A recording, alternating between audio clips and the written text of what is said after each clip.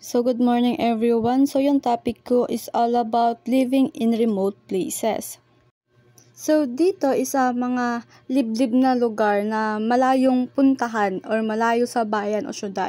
So next is tatalakayin naman natin yung problem of education in rural areas include. So yung number 1 is physical distance of the student. So dito is yung mga layo ng paaralan sa mga estudyante. So kadalasan dito is sobrang layo ng eskwela kaya ang mga estudyante ay naglalakad ng malayo para lang makapasok ganun.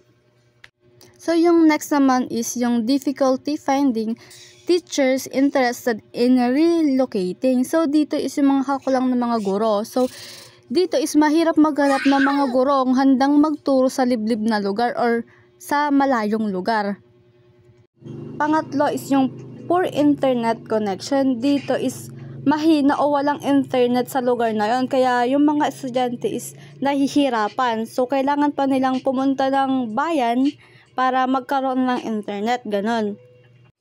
Lastly is yung poverty. So batid naman nating lahat na ang pera talaga ang pangunahing kailangan pagdating sa edukasyon. So maraming pamilya ang walang sapat na pera para sa mga gamit, pamasahe at pagkain, kaya ang mga estudyante is tumitigil na lang talaga sa pag-aaral, ganun.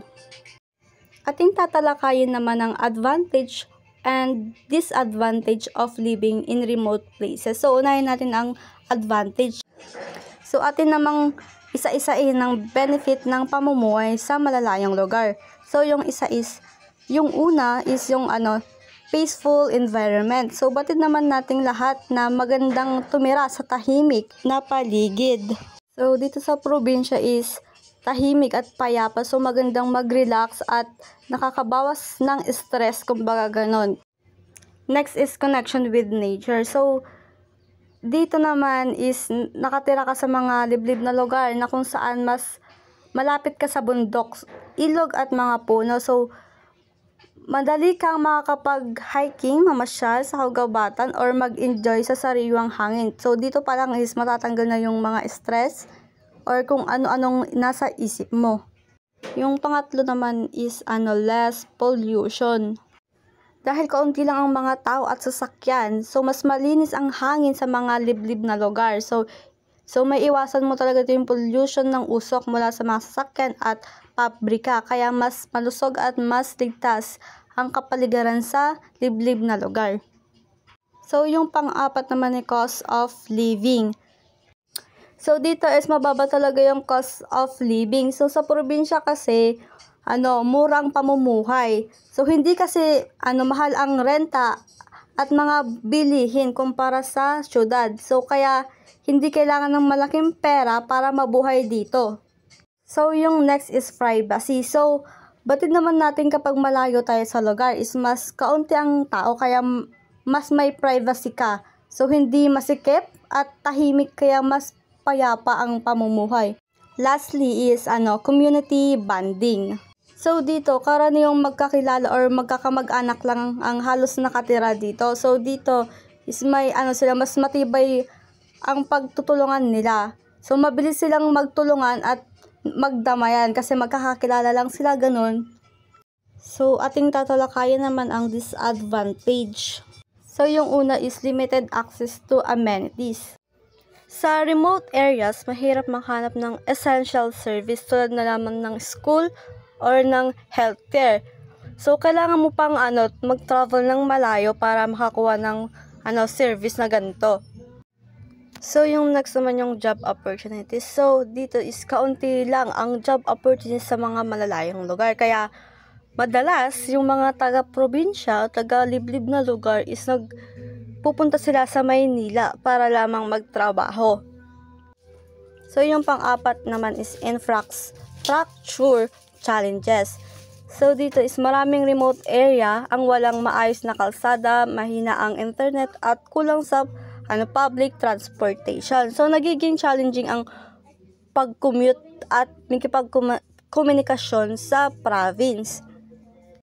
So yung pang-lima, emergency service. So mahirap ma-assist ang emergency service katulad na lamang ng hospital at police. Kaya kung may aksidente o sakuna, mas matagal dumating ang tulong sa mga province, ganon. Lastly is edukasyon o education. So, limitado ang access sa quality edukasyon sa remote areas dahil sa kakulangan ng mga paaralan at learning resources. So, nahihirapan ng mga bata na makakuha ng magandang edukasyon dito sa province. So, next naman itong 5K reason highlighting the significance of learners in difficult. So, yung number 1 is cultural diversity. Ang mga estudyante na malalayo ang lugar at may iba't ibang kultura at tradisyon sa kanilang pag-aaral. So, nadadala nila ang unique na perspective na nagpapayaman sa pagkakaintindi at pagpapahalaga ng iba't ibang kultura. Yung pangalawa naman is resilience. So, dito naman kahit maraming challenges tulad ng layo ng school o kakulangan ng resources is pinapakita ng mga estudyante dito sa remote areas ang tibay ng loob at pagpupursige para makapagpatuloy sa pag-aaral. Yung pangatlo naman is community development. So, ang edukasyon ng mga estudyante sa remote areas or liblib na lugar or province ay nakakatulong sa kanilang komunidad. Sa kapag natuto sila, mas marami silang umaiambag sa pagpapabuti ng kabuhayan at pag-unlad ng kanilang lugar or kanilang buhay, ganon. Yung next is empowerment. So, sa pamamagitan ng edukasyon, nagkakaroon ng mas maraming oportunidad na ang mga estudyante na mapaunlad ang kanilang buhay. So, nakakatulong ito para makaahon sila sa kahirapan at maging kapaki-pakinabang na miyembro sa lipunan. So, yung last is inclusivity. So, ang pagbibigay ng access sa edukasyon sa mga estudyante sa malalayong lugar ay nagpapakita ng walang iwanan o walang kinakalimot. So, lahat ay nagbibigyan ng pagkakataon kahit ganun pa kalayo o kahirap ang sitwasyon nila is parang deserve naman nilang mag-aral, ganun. So, yung next is tatalakayin naman natin yung challenges of life in remote community. So, yung una, lack of access to quality healthcare. So, sa rural areas, kulang na kulang ang mga health workers, kaya hirap ang mga tao na makakuha ng dekalidad na serbisyong pangkalusugan. So, mas mataas ang kaso ng mga sakit sa mga liblib or province nang dahil dito. So, pangalawa is lack of employment opportunities. So, sa limitadong mga opportunities dito sa rural areas is maraming mga kabataan na lumilipat sa lungsod dahil ayaw nilang mag-farming. So, kaya't nawawalang potential na mag-develop ang local economy. So, yung pang-apat is parang na-discuss ko na siya kanina. So, dumako naman tayo sa lack of transport. So, dito sa malalayong lugar or rural areas, madalas walang sapat na sasakyan o maayos na kalsada. So, dahil dito, nahihirapan ng mga tao na makabiyahe. So, nagiging sanhi ng pagkaantala sa pagkuha ng mga serbisyong kailangan nila. So, ito rin ay nagiging hadlang sa kanilang mga pagkakataon para sa trabaho at edukasyon na dapat napupuntahan nila ng nasa oras.